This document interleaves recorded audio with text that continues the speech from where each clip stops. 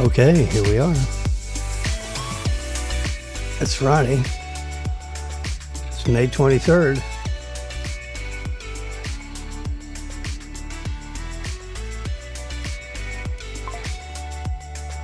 It's a holiday weekend across America.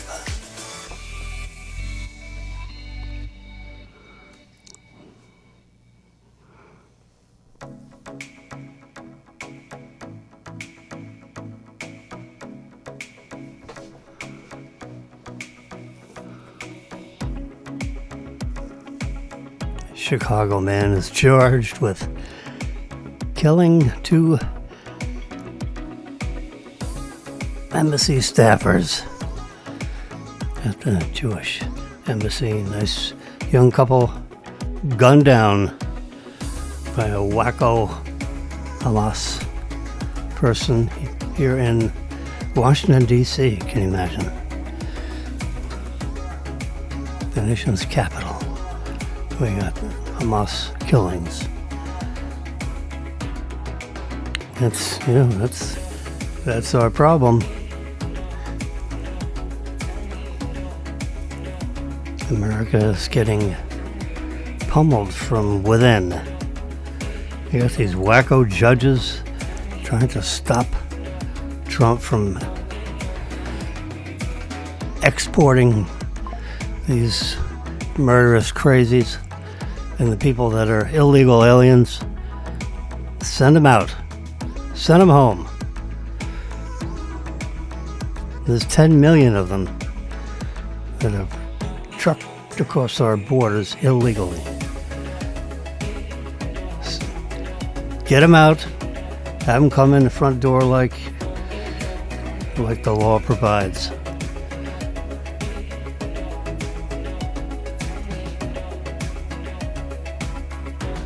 That's Trump's big problem.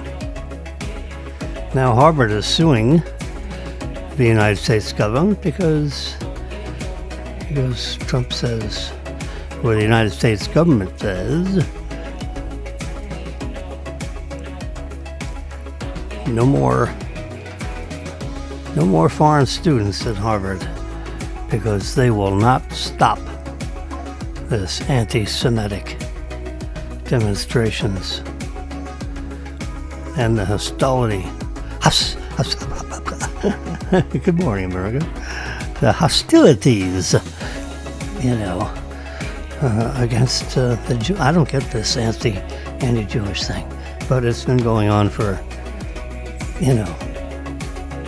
thousands of years, and it's still going on.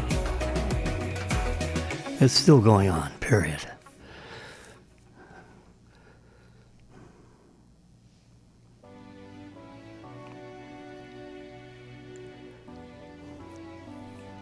The Secret Service has gone over to visit Mr. Comey about his pictures of 8647. He thought, that's just a neat little thing in the sand. Let's just put that up on my internet social media account. See if what does that do? Nice colored shells. Yeah. Oh, we didn't know that meant anything. Yeah, right.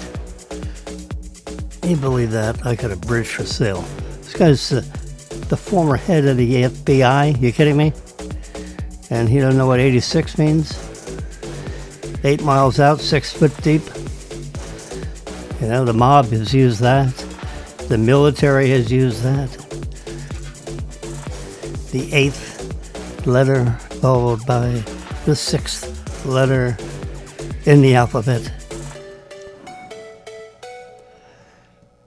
on your telephone keypad.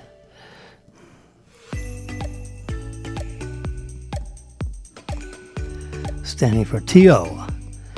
You look at your keypad. What letter is underneath the letter? The number 8 and your telephone keypad. Yeah, well, that's right. What's underneath the 6? The O. T-O. Take out. Remove.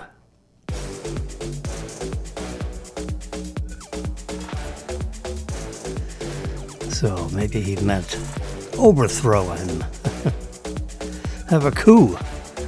Yeah. Trump and his cabinet are ripping up the deep state, and they don't like it. And of course, Elon is in there digging, looking at receipts or the lack of receipts and the total unbusinesslike manner in which the U.S. is dealing with billions and billions of dollars worth of money. Just money going through the system. Yeah. Trump calls former FBI director a dirty cop after outrage of the 8647 post.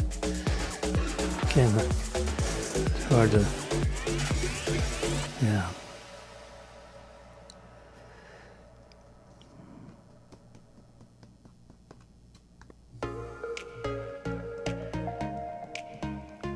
This is interesting, these glasses that have little tiny cameras and microphones and sensors. See that? Made by, it's a Meta joint venture with Ray-Ban. And this lady has worn these things,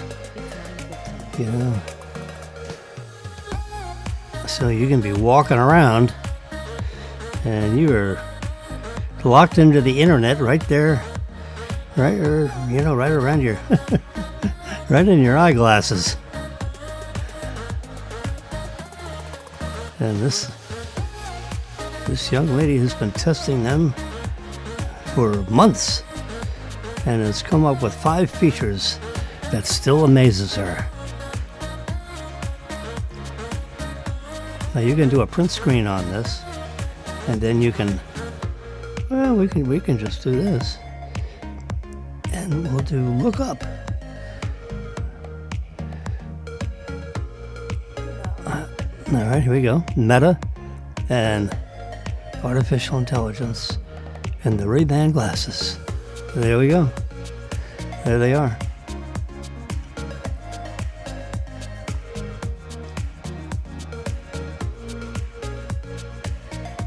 Ray-Ban.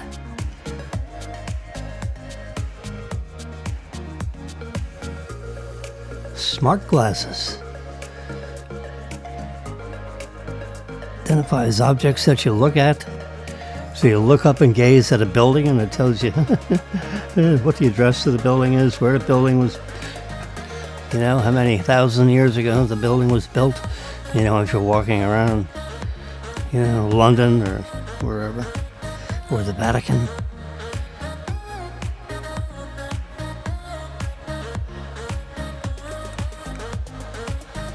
$350 you can have a pair of your own, if I remember right.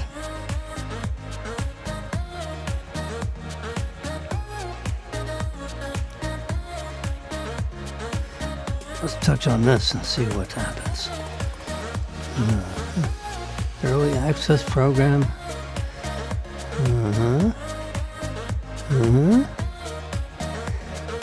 Okay. All right, well. You can hunt around the internet and find out. Seems like it was $350. You can, matter of fact, I'll tell you what, let's do the magic. We'll just stop right there.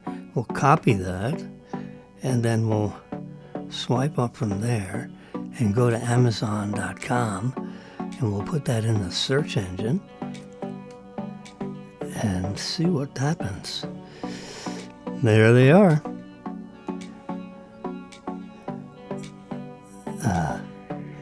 There you go. The Ray-Ban Meta glasses from Wayfarer. 1,000 were bought last month. 1K. And there's these are renewed, meaning they redid them. Save yourself $60.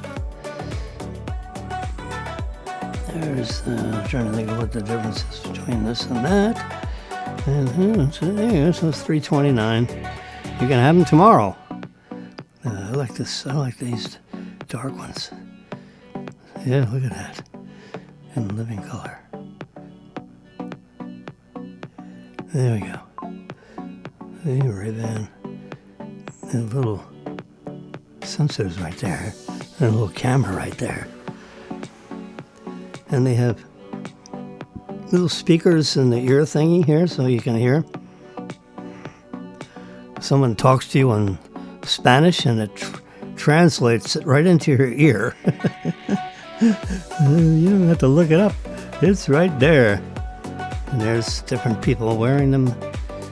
Yeah, pretty cool. They got Ray-Ban all over them. There you go.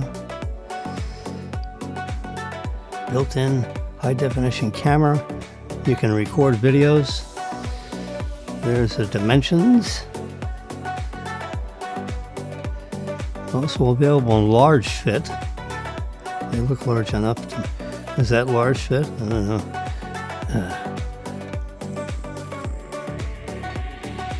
I guess, let's see. Maybe it looks a little large.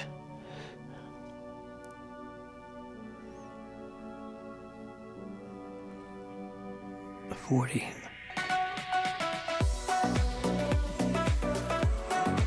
Well, anyway, if you get serious about that, you can go on Amazon.com and take a peek.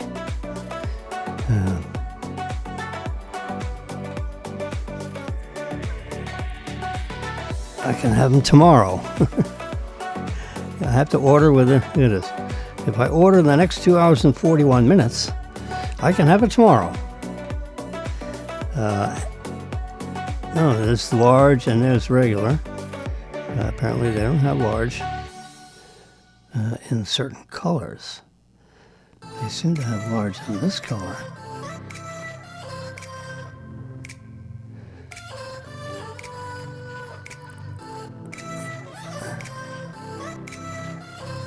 They don't show you a different picture when you go to large. All right. Large cost you another. No difference in price. All right, $378.18. You order in the next. Here you get them Monday, June. I guess it's a different supplier. Sold by Eyewear 12345. Sold and shipped by. Oh yeah. So yeah. I tend to not like sold and shipped by some third party, because if you have a problem, you got to ship it back. Yeah, it's a hassle. And you got the stock market futures. It looks like the stock market is down like $500 or $600 points off the Dow for some reason.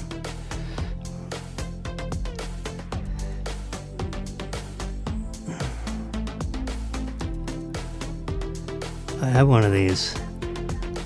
AARKE, ARK. Yeah.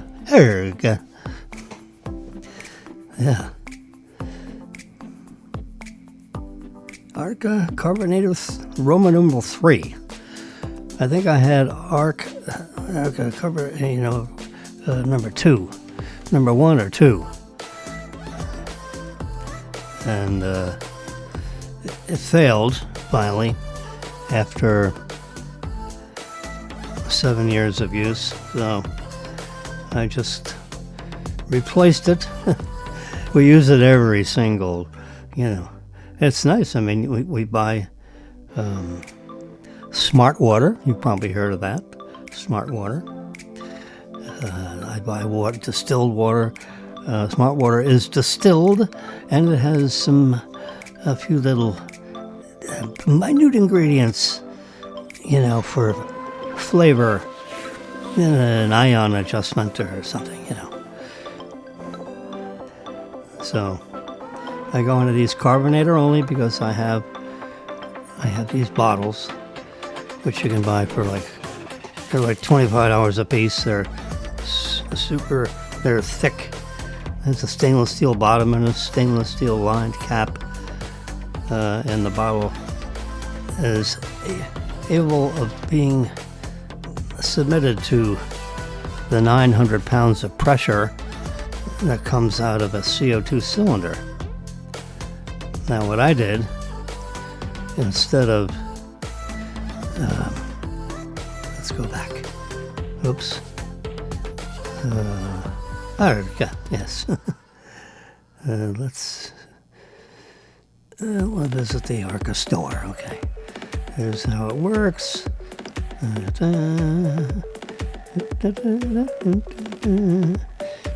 Let's play this little video clip. What does it do? Does it do anything? Does it play? We have to push that button. There we go. Having a little bubbly. It carbonates the water very nicely.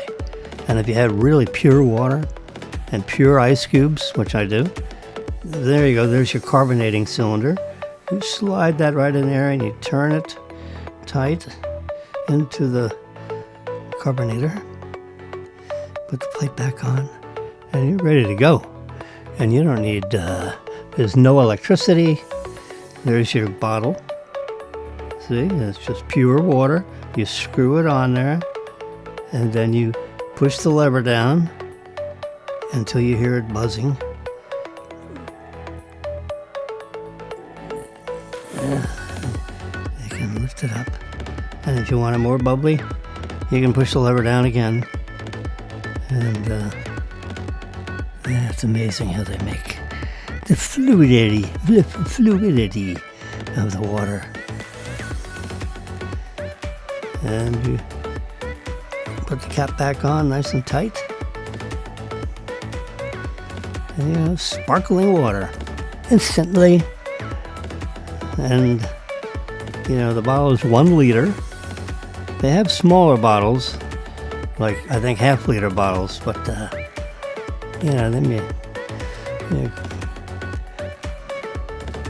we have liter bottles. So you can make it for the evening.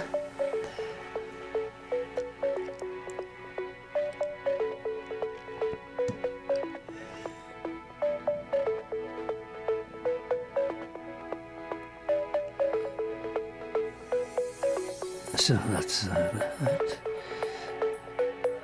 How it works.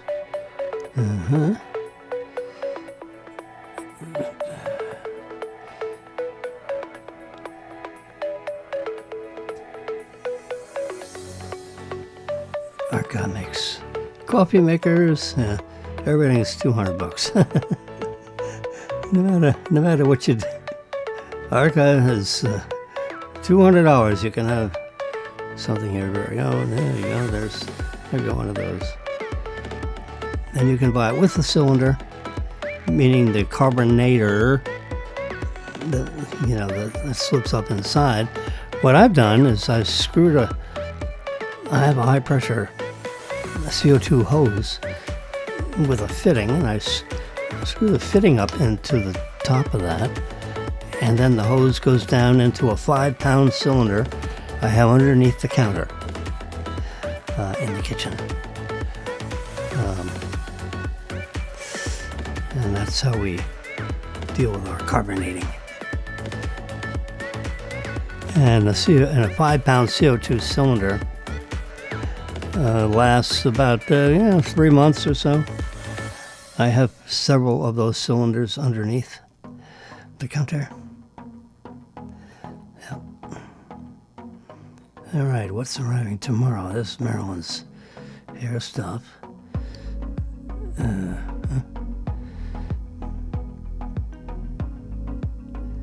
That's it. That's all the... hit that button there and then hit my orders. Nothing else? I guess not. Yeah, that's stuff I ordered in the past. You can buy, so here's these cylinders. It comes in a 2-cylinder box. And I bought 2 of those. So that gave me 4 new cylinders. They have an expiration date on them. And they're good for about 2.5 years. And then they recommend disposing of them properly. Because, pressurized, depressurized, and, we wouldn't want one exploding. What's going on here? Open up the pictures. There we go. There's 100 River Park Boulevard. A client of mine said, come on up and stay in one of our houses. He's got several up there. And you can watch maybe SpaceX. That's pad, right? You got pad 39A and pad 39. 39A is the one to the left. This is 39A, the famous pad where we sent people to the moon. Yeah, that's the Kennedy Space Center right there, and that's pad 39A. And there's the beach, and the lagoon and all that stuff. And if you go across the Indian River, so if you look straight, this is, you can see,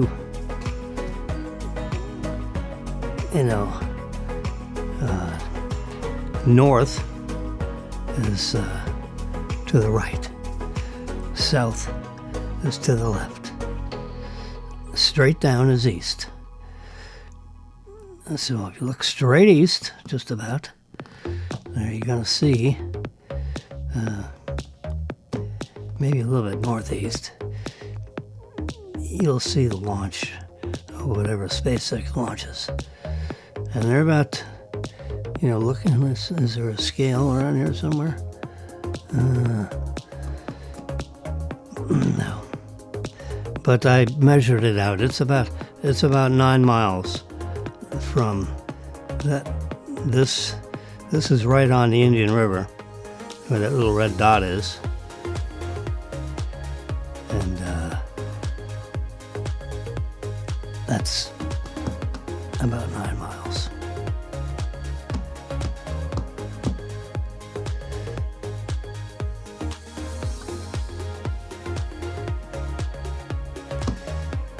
Tesla's very existence is critical, as 10,000 Cybertrucks remain unsold. Yeah, what a butcher. Forbes has turned into a liberal magazine, and they hate Elon because he's helping Trump, the Trump administration, with trying to audit the books of the government and try to keep, grimy hands keeping their hands out of the cookie jar, so to speak. Yeah, keep your hands out of the cookie jar, boys. Yeah. There's my U.S. Constitution, which you can see right there. Mm-hmm. We're having coffee with Jimmy here this morning. And we're talking about whatever. So, let's just do a little fast math on how risky everything is here.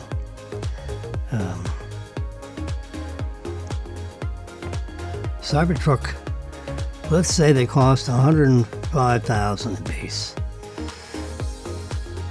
There we go, $105,000. And they see 10,000 of them sitting around.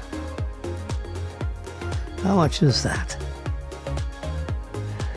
Okay, hundreds, thousands. That's $1,050,000,000. Well, when you got a man that's worth what, 300 billion? You can just buy them all. You know, I suggest to see if the United States, the Defense Department could use, a few thousand of those for meandering around foreign countries, instead of whatever the hell else they're driving.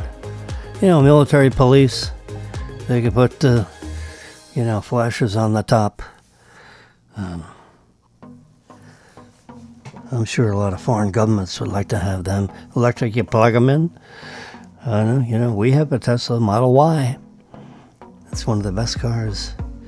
It is the most exciting car I've ever driven. Marilyn, I think, has a similar opinion. We've had them all. We've driven the X7 BMW, nice car. A truck, they call it an SUV, but it's a very solid circuit truck. A passenger truck. Very solid piece of equipment, no question. The Mercedes SUV, very well built, Germans do a good job making cars. Between the two, Mercedes and BMW, oh boy. I like how sturdy the X7 is, but I like the interior of the Mercedes. But if you have to have a gas SUV, the RX 450H from Lexus, RX 450H. We had one of those. It's H for hybrid. So it had like 180 horsepower gasoline engine and a 250 horsepower electric motor. And depending on what speed you're going, the electric motor was used to zoom you up to about 50 miles an hour, and then the gasoline engine would take over, for the higher speeds. And it had regenerative braking, so if you lift up on the gas pedal, the forward motion of the wheels then turn the electric motors and turn those into generators, which with a very fancy set of high capacity switching transistors. Yeah, that's very, a lot of engineering goes into the electronics that are associated with these electric vehicles. And it's unbelievable sophistication. Now,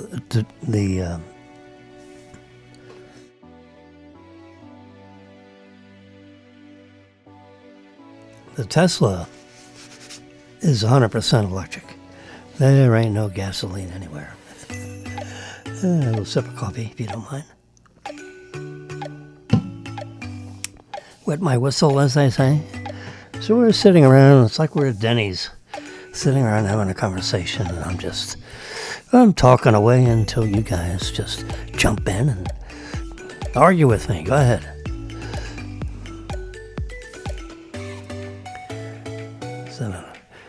9:37, so the stock market should be open.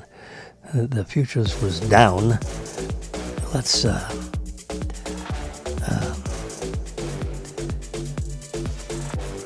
see, how do we do this? let's look at this one. Ooh, look at that, all that red. The Dow Jones.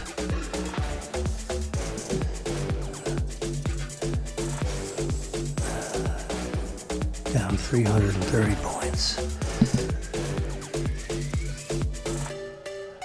There you can see the jolt down. That's the 1 week.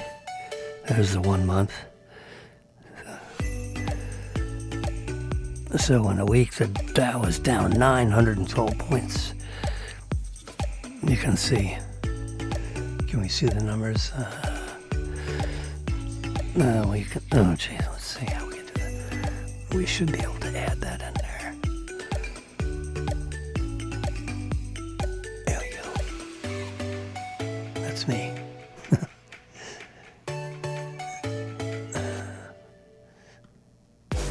There it is. Now this is a little bit delayed, so you're not going to see it. This is not like a trading. This is stocks. You know, the stocks app. It updates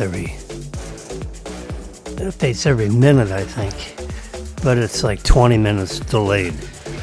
Well, the market is only open 19 minutes, so you're not really getting. Dow Jones. Oh, let's get on the day. Down 370 on the day, and Tesla stock is down. Now it's coming back up. You know, so here's the week. Because it's up and down and up and down. Yeah, boy. You like to trade a stock, that's a trading one. Because, you know, you buy low, sell high. Wait for it to drop and buy it again, let it go back up. You know. Tesla's not one of those things that goes straight up. Here's a 6-month look. And it looks like it's been... what's this peak? Interesting how you can just move your finger on the graph. I mean, these iPads are magical. It was as high as $470 a share on December 17th. And you wouldn't be so happy because on March 10th, it's $220. Less than half price. That's when Walsh, a former vice presidential candidate of the United States of America, I think the current governor of Minnesota, their whole retirement system has Tesla stock, and he's talking it down. What a dummy. Yeah, well, what are you going to do? All right, so we're going to get rid of that. The stock market is worried about something. There'll be news about that. I'll put this window back in. This timer thing there is an elapsed timer on how long I've been chit-chatting here with y'all. This is my other iPad, in which we're looking at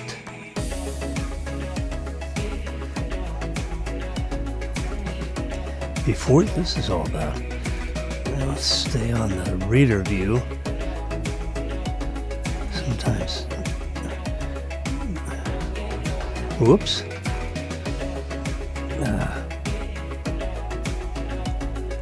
There we go. Sorry about that. It's touchpad, and you gotta watch your fingers. The Olympic champion surfer Caroline Marks is, I guess, showing off her attributes. The reader view doesn't show you all the. Let's do web, and you'll see more of. Oh, there you go. Whoops! Gosh darn it! I did it again. Oh well. You had a flash of a fairly good-looking person. There we go. These actresses are breathtaking in real life. Well, that's a pretty bold statement. Yeah, the magical Harvard, is at war with Trump. And it's vice versa. Trump has pulled all its government funding and charitable contributions. Done. Now it has ordered them no more foreign students. Since you don't know how to control your foreign students, you're not getting any more academic visas. That comes right out of the State Department. They're the ones that grant academic visas. You get a visa where you can stay in the country for 2, 3, 4 years to get your degree. With the hopes that you stay in the United States and contribute to our society. Or you can take your Harvard degree and run back home. Whatever you decide to do. But in the meantime, you get a visa. So if you're from Spain, some, nice young 19-year-old Spanish person that is academically superior, and you get accepted to Harvard, and you say, okay, well, I need a visa, and someone needs to stamp my passport with a visa, academic visa, that gives me permission. I use the P word. It gives you permission to stay in the country while you were pursuing your academic life at Harvard, taking classes and behaving yourself. Now, if you're running around with signs creating a ruckus, we can cancel the visa and have you deported. Or you can self-deport as we cancel your academic visa. And I think that's what's going on. The State Department is not going to grant academic visas for Harvard. And now Harvard is suing the U.S. government because they don't think that's right, fair, or legal. I don't know. I think the State Department pretty much, willy-nilly can decide, and they're misbehaving. They have all kinds of Jewish parading around campus. They're making it very uncomfortable, if not impossible, for Jewish students at Harvard to concentrate on their studies. They got these, you go from class to class, building to building, and you got Hamas breathing down your face, with threatening, chants, and you may not even be able to break through the crowd to get to your next class or something. That's not the way to spend $100,000 a year. Well, it's a bunch of money. The tuition is like $75,000. Well, then you have to live somewhere, and you have to, you got to buy books, you got to eat, you have to have clothing, add it all up. Guaranteed, it's $100K a year. I forget what the ratio for tuition to all other expenses that a student needs. I mean, I worked my way through college. My parents helped out more in the beginning years than in the later years, because I decided, let me see if I can do this myself. So I borrowed money, from the United States government. They had I forget, it was Wachovia Bank ended up with notes, but I forget how the loans, the loans were granted through some kind of a, government application thing that you went through with the registrar's office. You got to get approved, and, you're worried about being not approved. He goes, if you're not approved, you don't have the money for the tuition. And, back then it was like, seems like I remember something like 300 or 400 hours of class. And I used to take and if the classes are either 3 semester hours or 4 semester hours, like chemistry was a 4-hour class. It was considered a 3-hour classroom thing with a 1 hour's worth of laboratory, that stuff. The same thing with biology. If you're majoring in biology, a 4-hour class. 3 hours of lecture and 1 hour of laboratory work. With microscopes and dissecting things. And you dissect a frog and you have to identify all the muscles in a frog. And oh boy, I remember doing that. It was like you have gloves on and you got your little knives. And oh my God, get your fork and knife. And the frogs are, you pull them out of a bath of formaldehyde, and you got that formaldehyde stink, Whew. Yeah, it was. Anyway, 4-hour class, 3-hour class. Yeah, it was like, let's just say 400 hours of class. And I would take generally 2 science classes with the laboratories attached, and 2, the Bachelor of Arts degree stuff. The language, German. Ich bin ein Berliner.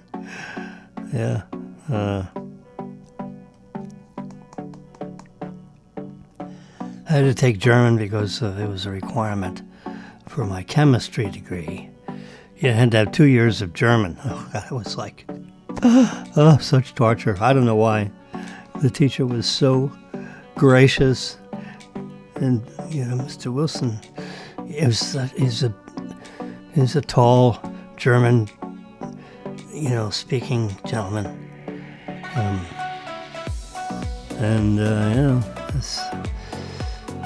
It's just hard for me to concentrate or remember. I did the best I could, which is C. C for crappy. I wasn't happy with C. I had A's in almost everything else. The German was like a C minus. And he shook his head. I mean, I was on the dean's list for a while, on and off. Which at the time meant you had a 3.2 average or something, or greater, something, I don't know. I forget what the requirement was. It was over 3. 432. A, B, C, D, F. A C is a 3, a B is 2, A is... Wait a minute. Well, no, it's the other way around.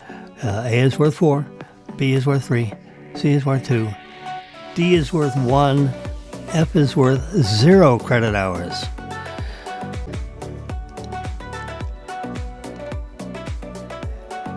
Anyway, so I struggled with German, but I did well with other things. Yeah. Studied my little butt off. And every other part of me that would pay attention. There we go. I'm trying to figure out there we go. Just to let you know there is someone else in this room with you. And this is the headline page. DEI is not the enemy.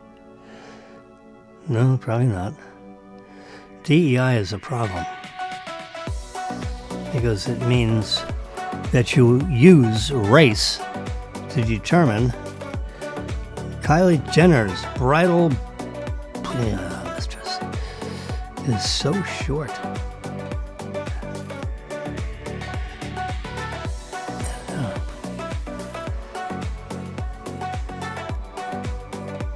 Kim Jong-un new warship capsizes at launch due to absolute carelessness. Kim Jong-un, this is his little warship. that want Pepsic? Well,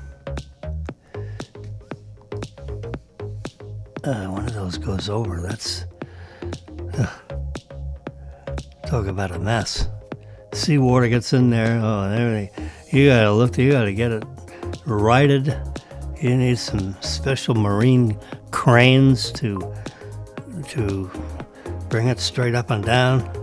And it's like a metal, steel, so that you can't shoot bullets through it, And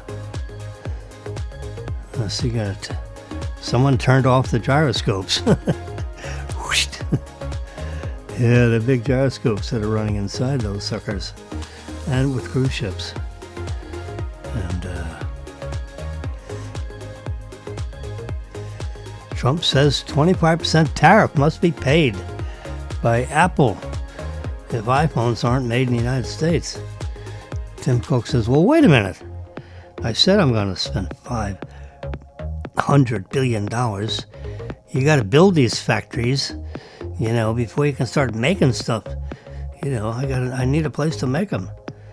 And, in the meantime, I need a waiver. That's what this story has to be like. Let's take a peek. There we go. Trump is putting the arm on Mr. Apple. 25% tariff on an iPhone would bring that $1,600 item way over $2,000.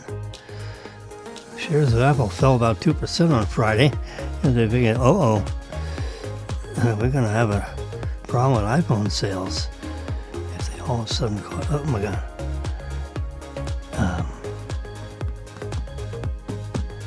That puts the U.S. iPhone up at $3,500. I don't know how they go over that, but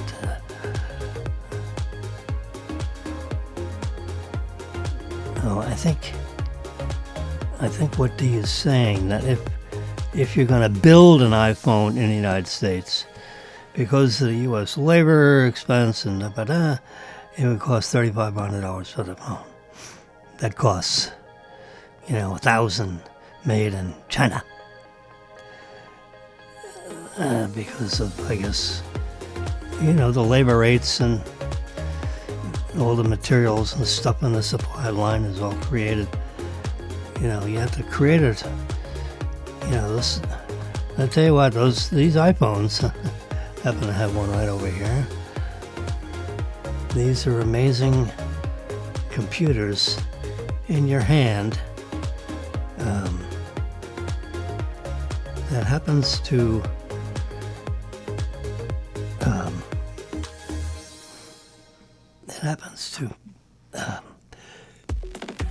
make calls. But it's with the text messaging and the email and all the things that you do with an iPhone or an iPad, which I'm using my iPad right here. Trump says 25% tariff must be paid. So now they have to, they got to give, there's got to be some kind of a special deal made. Up here's global markets tumble with Trump's. Yeah. You don't like it. Yeah. Tim Cook is looking at Trump here. Trump's sitting straight up and down. Tim Cook's leaning over. He's afraid of getting whacked in the face. God knows why he's leaning over like that. Yeah. He's got his fingers linked together in some kind of weird finger thing. These guys are, human beings in control of a lot of, Tim Cook, his business. is about $3 trillion business. If you look at the, we have to do stocks again. I guess so, here it is.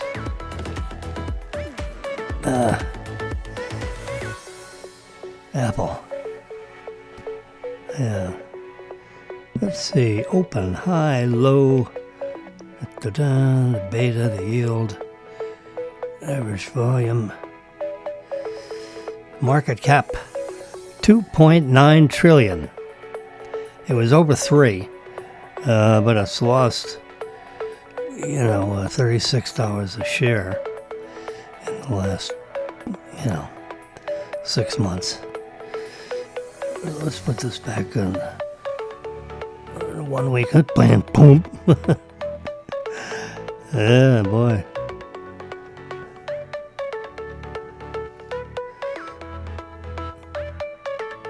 Every time Trump opens his mouth, the Apple stock goes whoop-a-dee-doop. It loses 5%, up 5%, down 5%. Apple pays a couple bucks a share dividend. Earnings per share, $6 a share. Yield is 0.5% on its dividend. Not very exciting there, but it's pretty stable stock, except for right now with Trump, throwing these tariffs around on companies like Apple that have high reliance on Chinese manufacturing, designed in, Cupertino and built in China. China. It's hard to just, divest yourself of everything that you're doing in China just because Trump starts banging on the cage,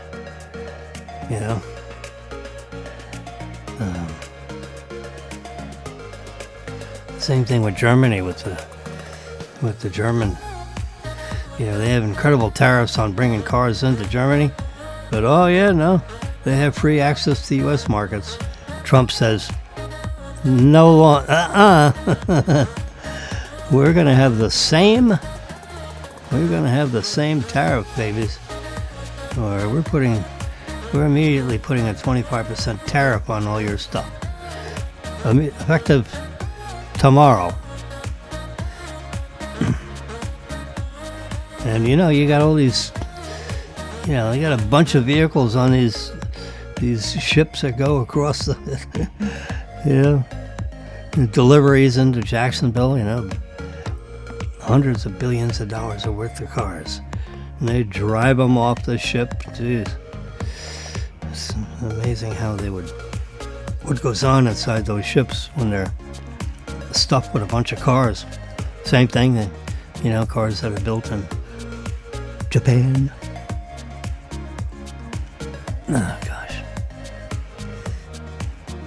Anyway, so there's some turmoil with Apple on what the hell their tariff situation is going to be, and Trump's letting them squirm a little.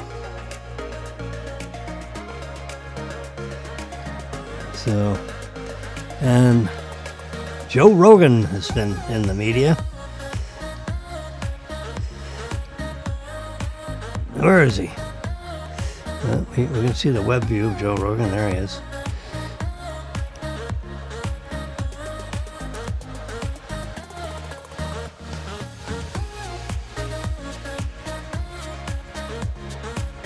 Joe Rogan is looking at the archaeology over Egyptian pyramids, and there's all kinds of stuff underneath the pyramids that they're just figuring out now. Can you imagine? It's like a superstructure underneath the pyramids that is shocking. And how that's possible. 3,000 years ago. How did they know to do that? Let that away.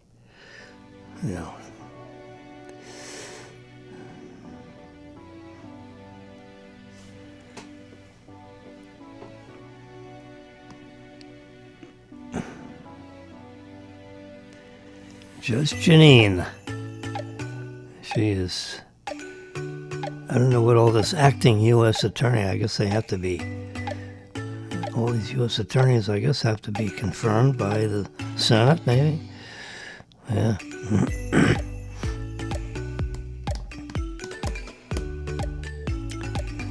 So you're acting until you're confirmed. Judge Janine was sitting in the leftmost seat of the five with Judge Janine and Jesse Waters and Gutfeld and Dana Perino, and the fourth seat, counting from right to left. From left to right, you had Judge Janine was the first seat, and then you had rotating guests sitting in the Democratic seat. And I'll tell you, boy, one is annoying and another is annoying.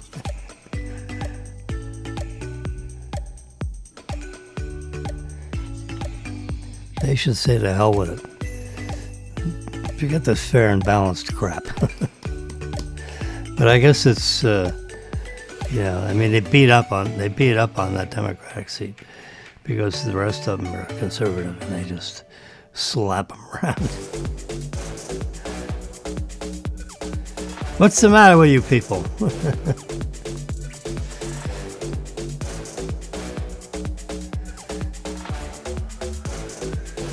When the media polls, about ultra polls, ultra polls. It's making O'Reilly crazy. What the hell's the matter with you people? Jeez. 50-46 on approval rating. Now, among 805 registered voters. Well, let me tell you.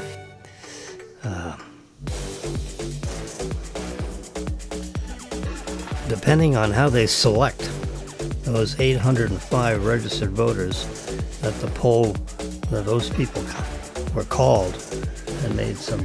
And then, of course, the question, how is the question actually posed to that person? Yeah. So all those are considerations. Anyway, it's making O'Reilly. BillO'Reilly.com. Yeah, he looks a little tired. He is not a happy camper in that picture. Yeah, he got into a little,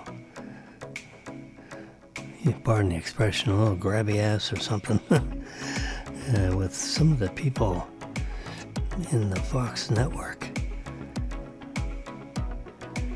He says he shouldn't have resigned. He should have just fought it through, see what happened. But he resigned and took a package and got the hell out of there. Now looking back, he says, shouldn't have done that. I should have stuck it out. Yeah, these squirmy little weasels.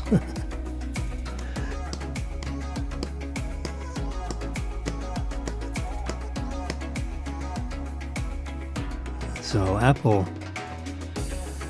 is offering a limited time boosted trade-in values for their phones in order to step up and get another one.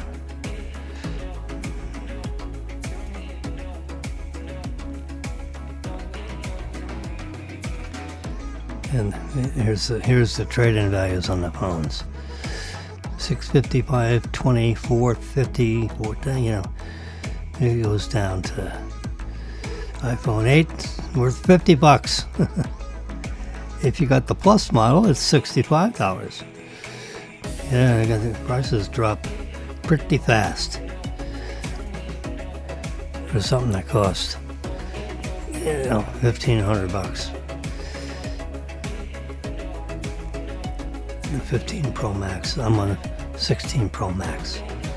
So you lose $1,000 value in the year that you use it. We turn them in every year. Let's see what happens. We'll see what this announcement's got in it. It's worth it for me to, AT&T has a very unique plan.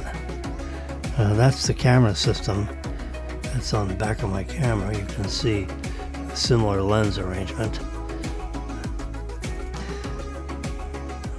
The lens, this lens right here that I have my finger on, which you can see right there. That is the one that can go 5x zoom. So when I take pictures of the moon, it's through that camera. Well, it is I think it's got like a 12 million pixel imager in there. They're increased, and the other two are 45 million pixels. You know what? They just have this incremental increase. And it's just to seduce schmucks like me to keep upgrading, because you want to get, they're increasing the pixels to 45 million pixels for each of those three camera lens systems. One's a super wide angle, one is a medium wide angle, and this one is a 5x zoom. And now all three of them will be 45 million pixels. And that'll be very exciting to take pictures, with that 5x zoom, having a 45 million pixel imager. It's hard to believe that the age of miniaturization is so intense that they can have such a precisely ground little tiny miniature lenses. I mean they're itty bitty lenses, inside this thing. And a little flash in it. I mean the pictures are like stunning. So, and the color is unbelievable. It's really quite nice. So, probably try to emit another year to 45 million pixels. I can't imagine what iPhone 17 is going to be like. But it's almost pencils down for that one. Because, there's so much, the chip technology and the modems and the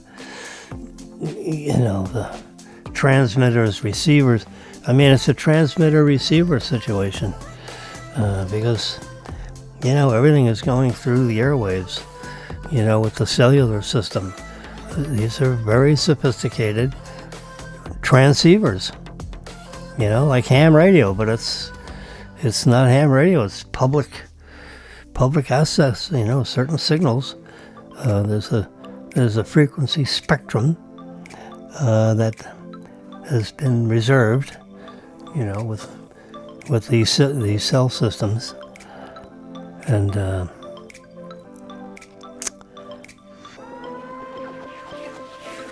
so the iPhone, the cellular phones these days, they have unbelievable camera technology, unbelievable software image editing capabilities.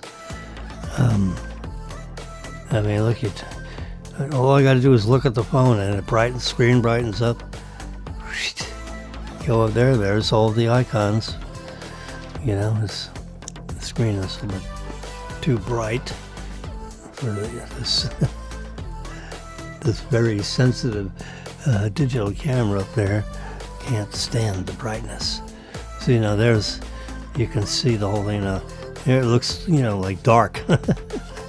But you see how nice, and now that you can see it. It's not exactly in the best focus, because that is a manual focus lens, and it's set to be about an 18-inch distance. I focus on this keyboard, the lighting of these keys, and I go for maximum resolution on those keys for your viewing enjoyment. So here's, I'm going to have to turn this brighter because I can't see it. There we go. So it's a little over bright for the camera. See, this whole camera thing is like $100 item, so it doesn't have the automated capability of adjusting to the brightness. If I brought this close, the brightness level doesn't drop. These are very, the way you can image edit is so unbelievable. So I'm going to take this picture of Joe Rogan, and I'm just going to brighten that up a little bit. Yep. And we're going to see what's going on with the background. Not much, so we'll just leave it that way. I'm doing a little image editing right here in front of you. And you got hands and laps in the background. I don't know what he's doing, so let's just make it square. There we go. Because the laps, like, not laps of memory we're talking about. The human lap when you're sitting down. Yeah. The hands folded or whatever. So I just crop that out. And I go up. Can you go up any higher? There we go. So now I got a nice facial thing there, and I can, this cleanup tool, I can, get rid of some of these bright spots that are distracting. We'll touch that, and we'll get rid of that. Get rid of that. Get rid of that. There we go. There we go. So now we don't have any bright spots. It's all built into the operating system of the iPhone. Yeah. There you got a nice picture of Joe Rogan. How about that? And that'll probably come through on here. There it is. Right there. Just immediately transfer it over right to all the Apple devices now have this new image of Rogan. Touched up. Yeah.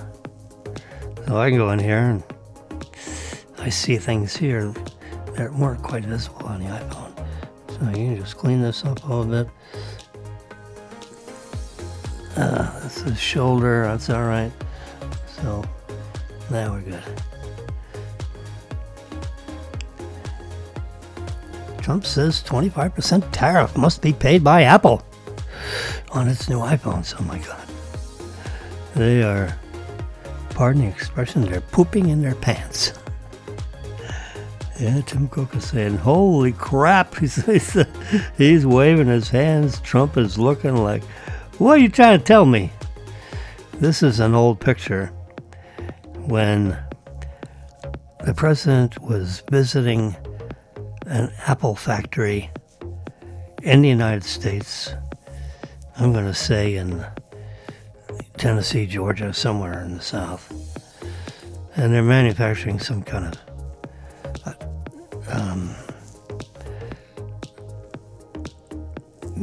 big assembling big computers, big Apple computers.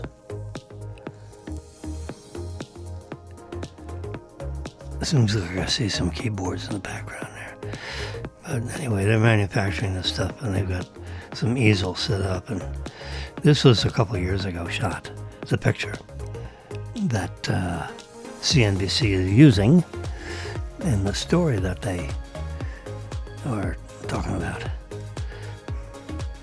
We can go to... Anyway, so now we're back. Still looking at resale items. All right, let's go back.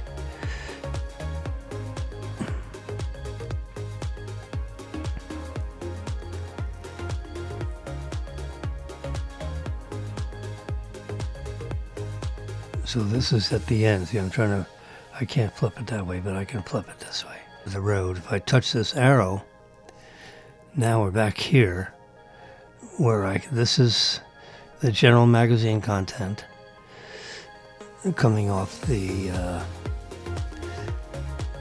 this constant flashing where you can,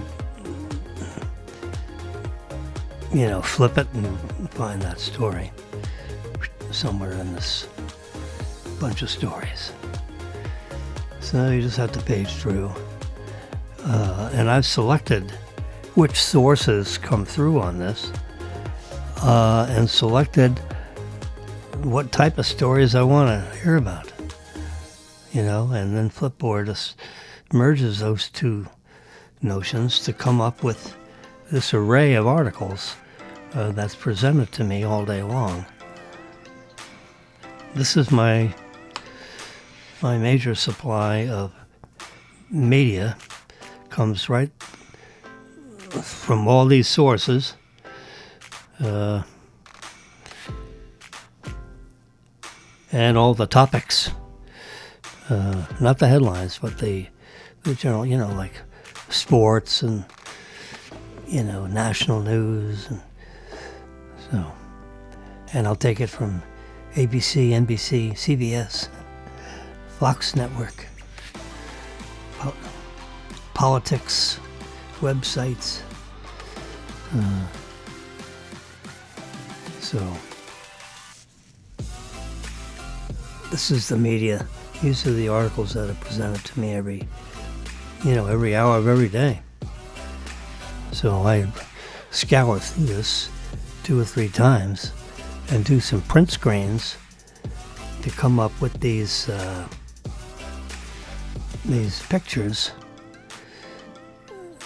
So, Kim Jong-un's new warship flips over. Launches a missile and then it goes rip. Due to absolute careless, oh boy, whoever's the captain of that ship, he'll be in the Huskow. He'd be lucky if he survives that one. That was a multi-billion-dollar mistake. Yeah. The nation's cartoonists on the week in politics. Okay. There's a picture characterization of Trump that's hard to register. The big, beautiful bill. Yeah. Let's see. Yeah. So the elephants are gallivanting around that bill. So in the next 20 or 30 days, the Senate has to go through every inch of that bill and try to come up with a concurring, they don't just sign off on it or vote on it. They've got to look at all its provisions and make sure it's doable from the standpoint of the Senate and how it fits in the legislative,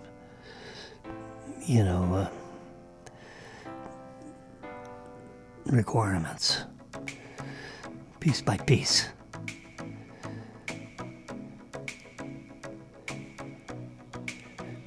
And they're pulling a maneuver where they can have such a bill, and yet 51 votes is all they need, a simple majority, to pass this kind of legislation, which is extensive legislation.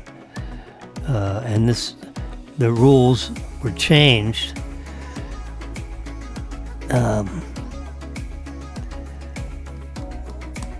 by a guy in Arizona or somewhere that changed the rules from 2/3 to simple majority. He changed it. And I remember the Republicans saying to him, you'll regret this one day. And Trump's had not only one day, but he's got elected and then re-elected. Only one other time in American history has that happened. And I think it was Grover Cleveland that was elected in the 1870s or 80s. And then someone else served as president. And then he was re-elected president again. Just like Trump 45 and 47. I think Cleveland was like number 20 and 22. Yeah, that's a little bit of a swag. You ever hear of swag? That's a scientific wild-ass guess. Yes, sir, Bob. Okay. Trump takes aim at the European Union trade. Yeah, they're driving gas prices down, fortunately, so people that are driving in this holiday weekend from spot A to spot B, $3.25 a gallon or something like that. I think it's down 50 cents a gallon. They'll get it down once they start drill baby drill. Takes a while to drill baby drill and then get the raw material through the refineries and all that. And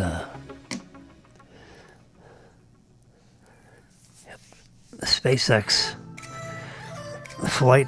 test flight number 9 of its Mars rocket situation. The FAA has just approved SpaceX to launch again. So let's see if we can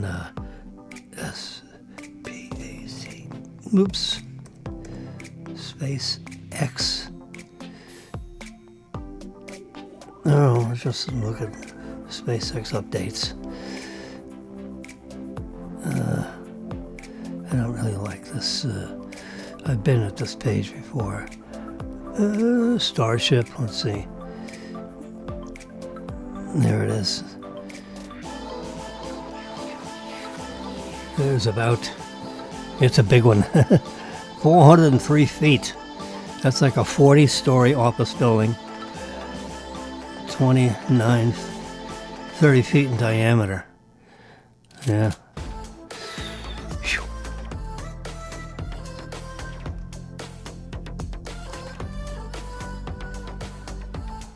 The Starship piece itself, which is essentially the top part of this 403-foot doodad.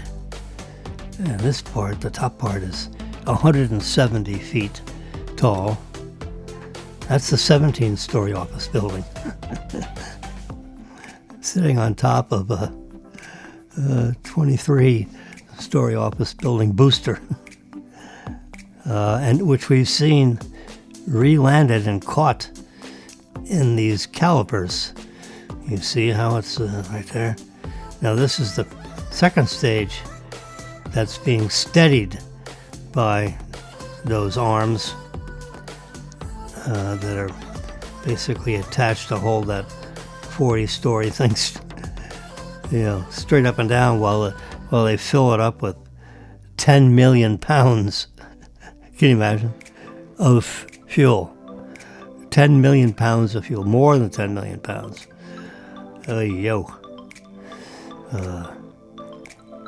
It runs on liquid oxygen and liquid methane.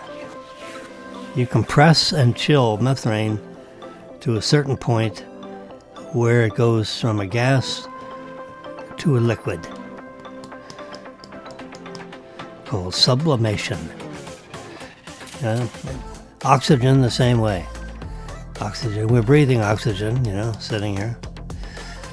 But if you take oxygen itself, just the oxygen gas itself, and you compress it with a pump, and you keep compressing oxygen, and at the same time you're chilling it to like minus 300 degrees Fahrenheit, it'll turn into a liquid. Yes, it will. High pressure and low temperature creates liquid oxygen and liquid methane. So the booster stage has liquid methane and liquid oxygen, two separate tanks. They merge together in the blasting, the rocket nozzle, and there's 33 of them. Here's a view of this starship releasing a bunch of satellites, into low Earth orbit, which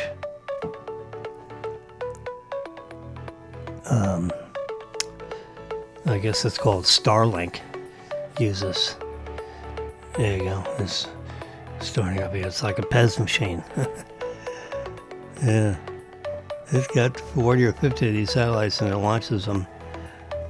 I think they're going to put all those satellites.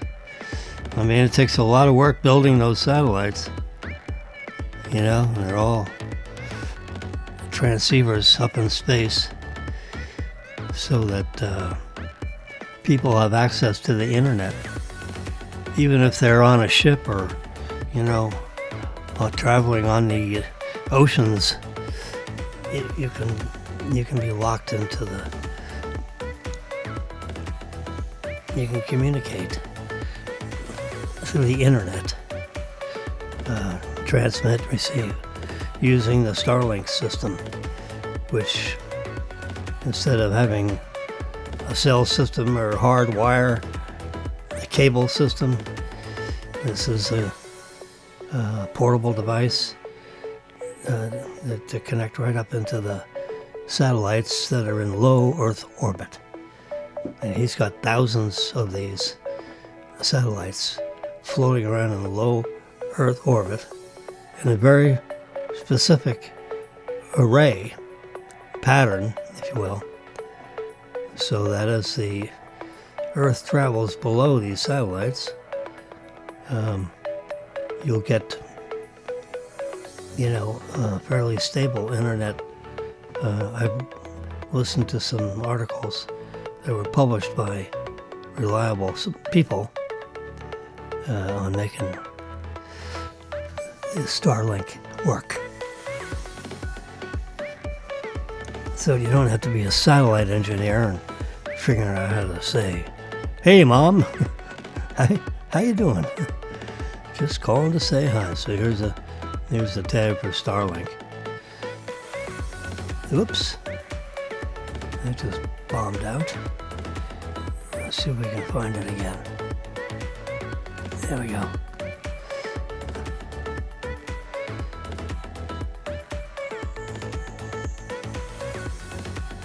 And there's a Starlink antenna. The guy took out of his backpack. There you go. They have smaller antennas than that? No. Here's a booster landing back.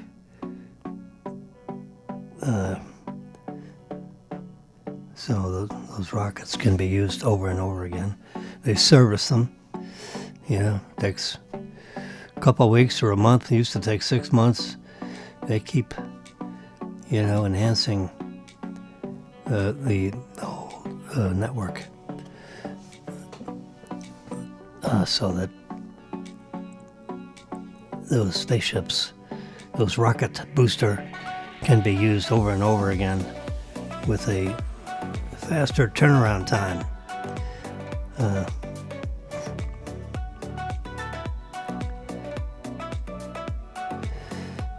So they're gonna have a mission to the moon. So the whole top part of this booger, the top third, I would say, is occupied by people and equipment, to manage whatever the heck they're going to do on the moon. And the whole bottom 2/3 of it is, compression cylinders that used to hold a whole bunch of oxygen and separately liquid methane.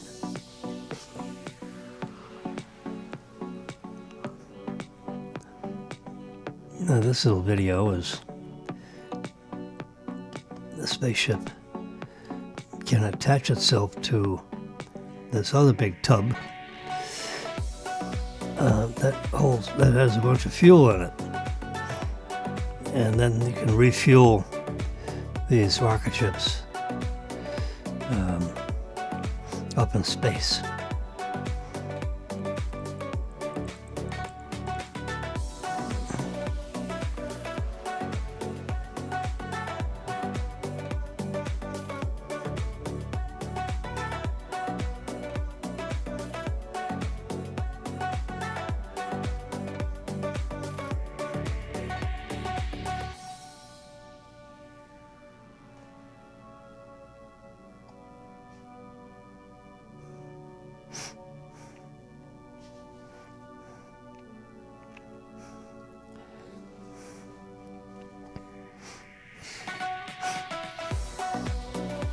Can watch this video.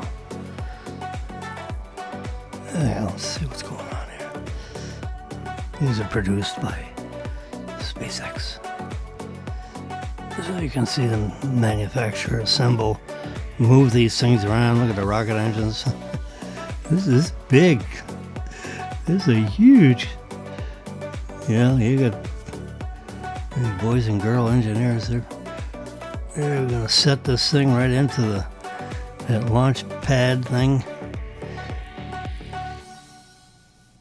That crane puts the top. Occupy Mars.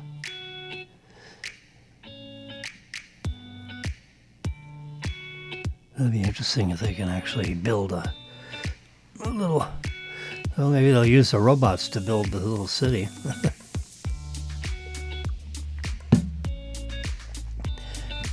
It has to be totally enclosed because the atmosphere is carbon dioxide. That you walk outside without the proper spacesuit, you choke to death. You'd be on the ground within 20 seconds. You'd be down.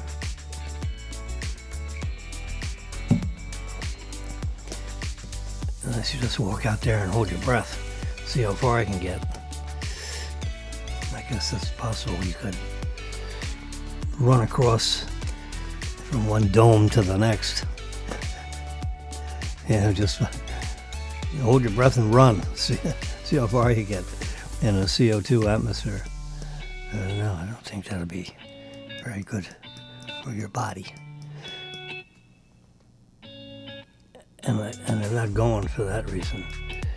They're going for one reason, and that's it's the nearest planet to us in the solar system. Where it's a solid rock material. That the planet is not just a perfectly,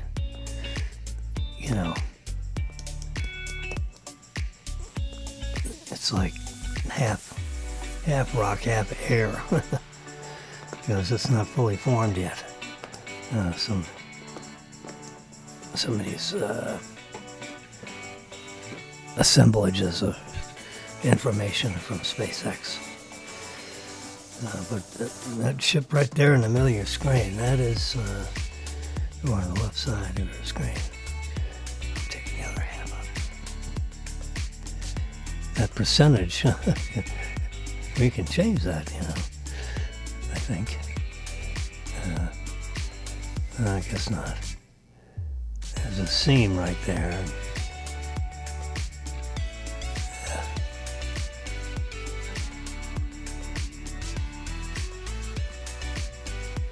So we'll just leave it right there.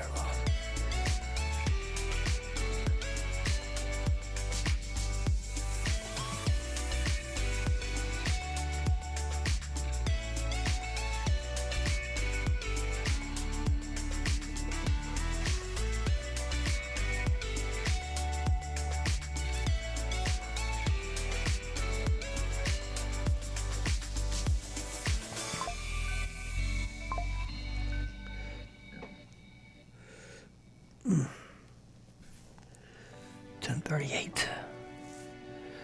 Let's see how long we've been. An hour and 32 minutes. Been on since 9, and now it's 10:30. Well, anyway, Starship got approval for the 9th test flight. Can you imagine? They filled it up with 10 million pounds of fuel. And where does that fuel come from? Oops.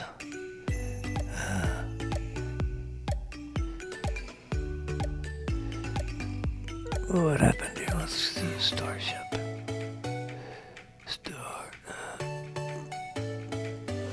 Starship, not Starshield.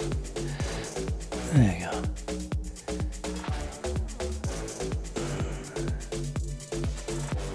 Where's that other aerial photograph?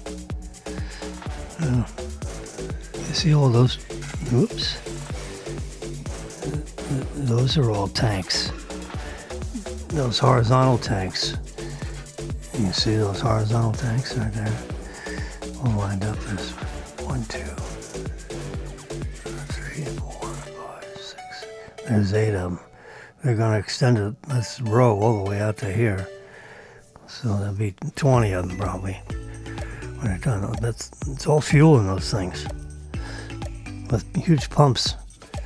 I mean, it looks like a little play set, but this is really big stuff. That's like 400 feet tall. That thing that we're looking at on that stanchion that's right now. You know, you got 2 empty vessels as far as fuel, but you know, you put in 12 million pounds of fuel in both first and second stage.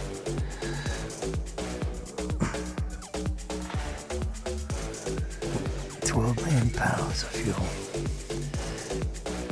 Talk about a ride on something that's, you know, if that were to ignite, you know, without the normal rocket engine igniting, you know, you wonder how that would be. See, there's some more fuel and stuff over on the other side. Right there, you can see it on the other side. That's a little truck. So, you know, so you can imagine how big these things are. When you look at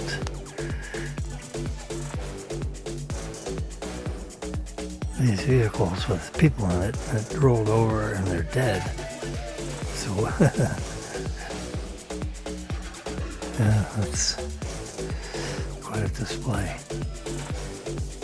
Phew.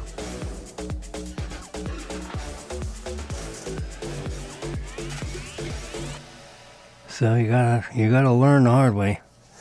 This is almost, yeah. Development and manufacturing of Starship takes place at Starbase.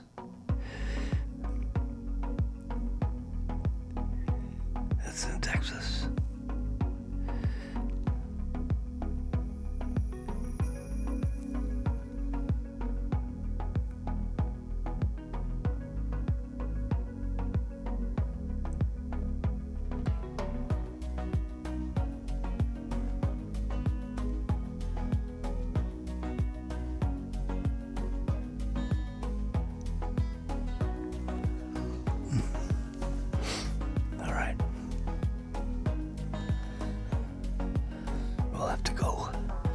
I'll find out by tomorrow what the launch schedule is for Starship. They just got approval from the FAA, so they're scrambling around trying to put all their engineers to figure out when it's a feasible launch date. They got to pick a day and a time.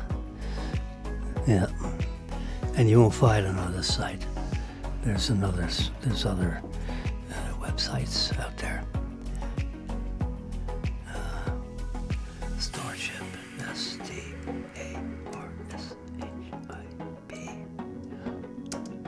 launch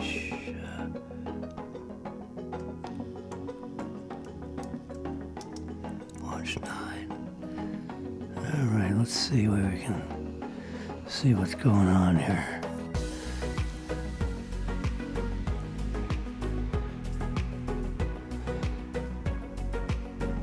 Let's just hit this arrow right up here. We'll do the real web search. All right. Whoa. For May 27. That's 5 days from now. At 11:30 p.m. Ooh. What time is that Eastern?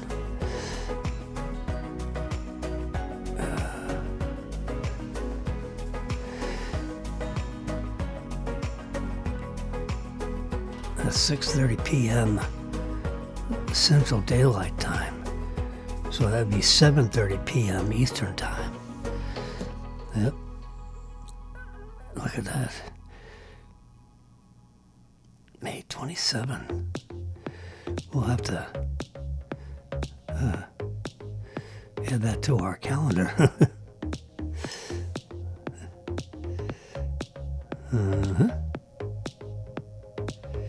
There you go.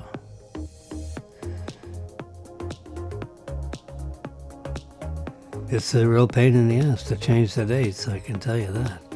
You gotta go back to the government and have them reissue another permit or so, whatever. It's 10:45.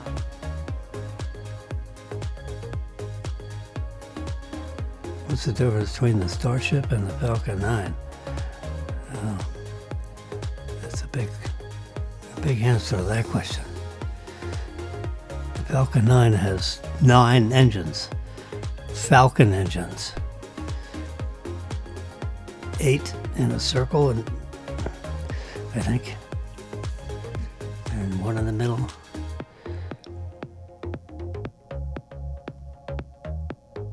And the Starship has 33 Raptor engines. 20 wrapped around 13.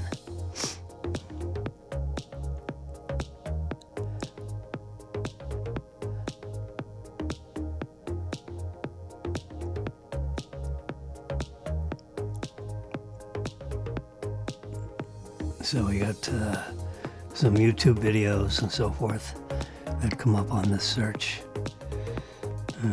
Space.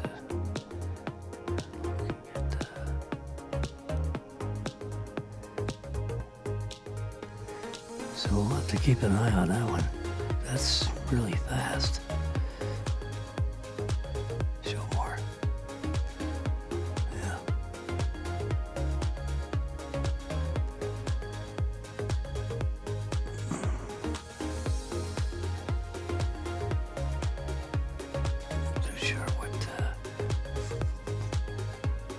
What's this AI mode? Alright, let's see what happens.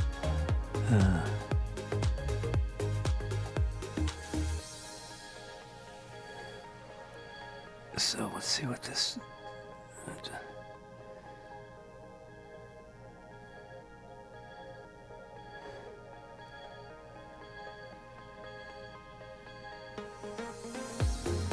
So that's a link on where to show the whole blast off. It's a YouTube.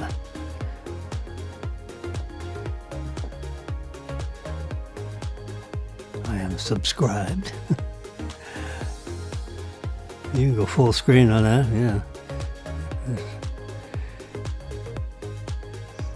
There's the Raptor engine. They've got some work on that to do.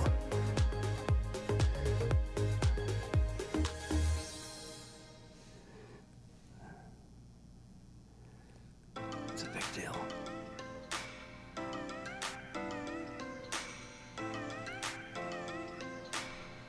Yep.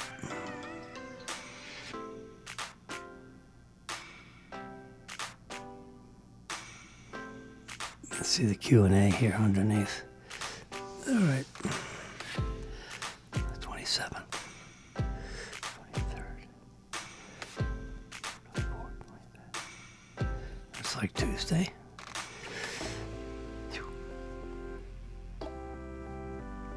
This robotics is getting crazy.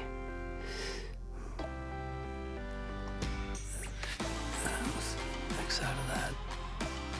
There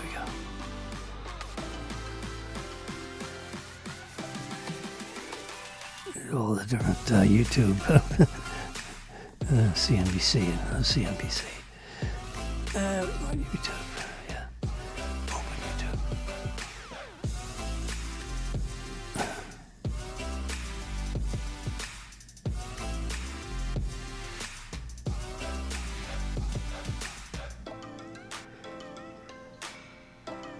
TeslaBot demo. Oh yeah, we've seen the TeslaBot.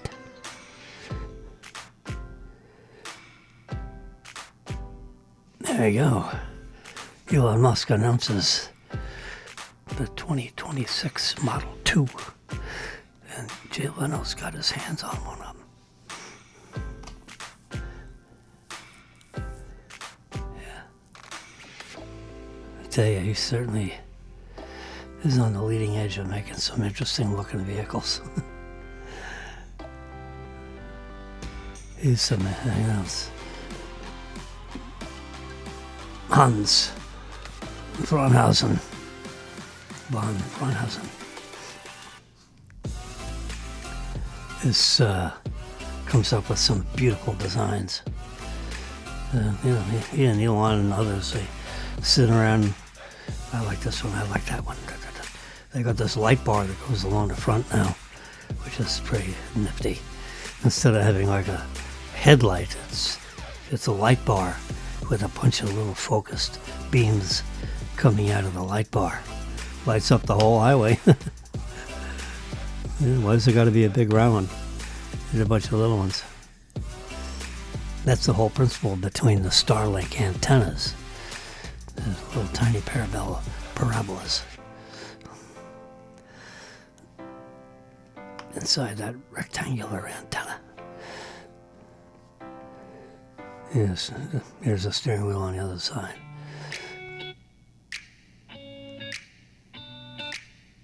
Here's Jay, he's got his hands on a Model 2. He's looking at it. All right.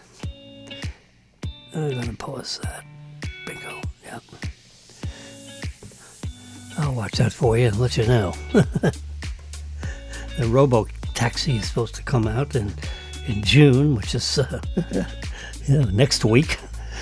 But probably mid-June, late June. They say June.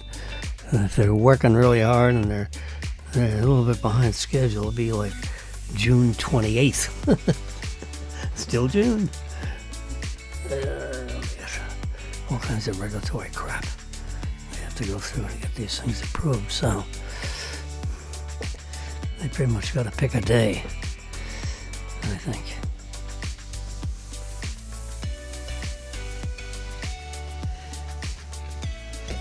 But the factories that they have to build these, if you need to take a tour of one of these Tesla factories, they're like nothing you've ever imagined. Yeah. A lot different than going through your basic Chevy factory or your Ford factory. They have some robotics in those factories, but nothing to the degree and the precision that's in a Tesla factory. And they can retool it like, really fast to make a whole new car, a different car. It's amazing. All computer design and implementation.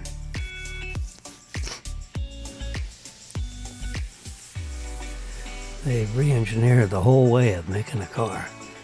And now they're making these Optimus robots. They've already made like 10,000 of them. And they're dispersing them through all their 4 factories that are operating right now. And those robots are being used to do chores in those warehouses, those huge factory buildings that humans don't want to do. It's too monotonous, it's too this or that or whatever. So they give it to Ravi the robot. Let him do it. And that's what's doing odd jobs around the warehouse that people would rather not do. It's unimaginative, boring, and, these robots run 24 hours a day, with 15-minute breaks to get a recharge. So, they'll do that 4 or 5 times a day. You get an hour off, you work 23 hours a day. And if you got an extra robot, one's working, the other one's charging. So you got enough robots in inventory. You've got, robots that'll work 24 hours a day. Less a little time to, I think it's a 15-minute charge. And then it's steps away from its charger, plugs itself in when it needs more juice. And then it walks back to whatever its assigned duties were. And it'll do that for 8 or 10 hours, and then it'll excuse itself from whatever it was doing and go get another charge. Doesn't need an hour breakfast, lunch, or a half hour breakfast, lunch, dinner. So that would be, let's say 30 minutes, minimal 30-minute breaks. Plus a couple of 15-minute breaks. Let's see.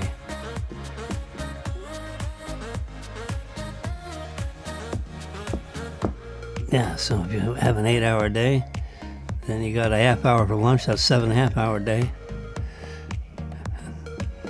And plus two 15-minute breaks. So you get 7 hours out of an 8-hour day. 1 hour off for breaks and lunch. The robot only needs 15 minutes. Instead of an hour. And it doesn't need a raise. It doesn't need health insurance. It doesn't need sick days. I guess there could be some mechanical failure in a robot. You gotta do. But you just put another robot out there. You have more than one.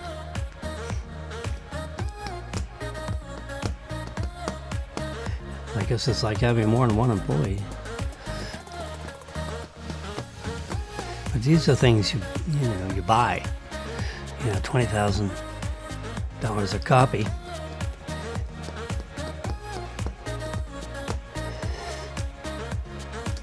You buy 5 and use 4. Keep swapping out one when another one goes down. You know what I mean. Marilyn, I was talking about it. I said, because they had a picture of the Optimus robot sitting next to an elderly gentleman that looked like he was in his late 80s. And I said, you see there, Marilyn? I said, for $250 a month rental, I can have Robbie take care of me. We're going to call him Charles. We've named him already, Charles. Named after Charles Ogilvy. Nana Ogilvy was a lady that worked for me, and her husband was named Charles. So, if I get a robot, I'm going to call him Charles. Charles, would you get me a cocktail? Charles, would you please take out the trash? I'm going to show the robot how to go to the trash room. I mean, this would be totally crazy if I had one of those things. And, there we go. Focus in here. There we go. And, so then I'm gonna train the robot. All you gotta do is put it in training mode and say, okay, Charles, follow me. We're gonna go down to the mailroom. We're gonna go out the door, And then we're going to lock the door. And he's going to watch me. Put the key in, you turn it and lock it, pull the key out. And then we're going to go down to the mail room. So follow me. We're going to walk down the corridor. I'm going to dress it up. He's going to have pants and a shirt. Give him a little straw hat. Yes, sir. Long sleeve shirt. Yeah. Put some gloves on that little doodad. And we're going to walk down and we're going to the mail room and open up my little mailbox and pull out the mail. Go out and say hi to Steve, the security guy. And then go back upstairs. Go back to the elevator. Push the button to call for the elevator. Then get in the elevator when one of them opens up. Use your fob to activate the keyboard. Push number 8. The doors of the elevator shut. Takes you up to the 8th floor. Then we walk out of the elevator and go down to apartment 812. We unlock the door. Walk in. Lock the door from behind us. And then sit down at the dining room table and sort the mail and throw away the advertisements. And then next time, Charles, you can go do this yourself. Think you can do it? Oh, yes, sir, Mr. Jim. Perfect. Let's give it a try. Let's do it right now, even though we just did it. Let's do it again. Just a test run. And here's my key. I'll put it around your neck. Just like I have it around my neck. I'll put one around your neck. With a little lanyard. Put a fob on there for you. And a front door key. And you just take the keys off the key rack and put it on around your neck. So you don't have to worry about dropping it. Now we can use both hands to get the mail. Mail key's on there. Front door key's on there. The fob is on there. It's hanging right on the hook right next to the front door. Take it off the hook. Attach it to your lanyard around your neck. And walk out the door. And then you're off. So let's try it. Ready, Charles? Let's go get the mail. This time you do it, and I'm just going to follow along and make sure you do everything properly. If someone's in the hallway, you say good morning or good afternoon. Okay? If they come in. Hello. That would be, oh my God. The people in the building would say, what the hell? Yeah. Yes. If we're lucky enough to be in this building by the time Charles shows up.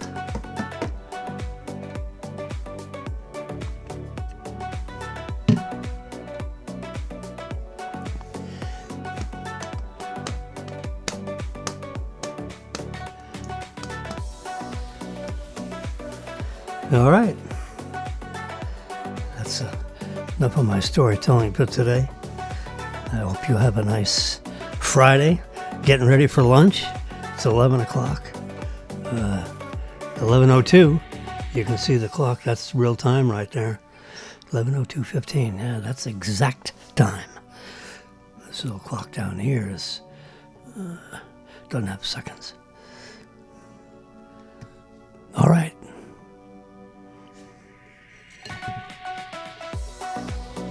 We'll turn off optimum. We'll give you a little, like 20 or 30 seconds of